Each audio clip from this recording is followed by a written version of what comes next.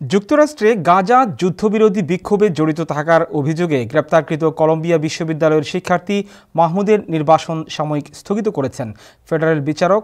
সোমবার নিউ ইয়র্কের ম্যানহাটনের ফেডারেল আদালতে বিচারক কলম্বিয়া বিশ্ববিদ্যালয়ের শিক্ষার্থী মাহমুদ খলিলকে যুক্তরাষ্ট্র থেকে বহিষ্কার না করার জন্য সাময়িক স্থগিতাদেশ দিয়েছেন।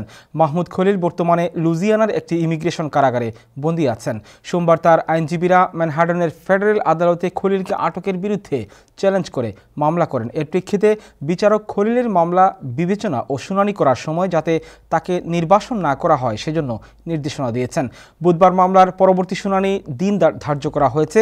এর আগে ইহুদি বিদ্বেষের অভিযোগে রোববার তাকে কলম্বিয়া বিশ্ববিদ্যালয়ের ক্যাম্পাসের অ্যাপার্টমেন্ট থেকে আটক করা হয়। খলিলের আইনজীবীরা জানিয়েছেন, যুক্তরাষ্ট্রে স্থায়ীভাবে বসবাসকারী একজন ব্যক্তিকে বহিষ্কার করার জন্য নির্দিষ্ট ধরনের অপরাধের জন্য দোষী প্রমাণ করতে হয়। খলিলের বিরুদ্ধে গত বছর বিশ্ববিদ্যালয় ক্যাম্পাসে অস্থিরতার সময় তার কার্যকলাপের জন্য কোনো অপরাধের অভিযোগ সুনির্দিষ্টভাবে দেখানো হয়নি।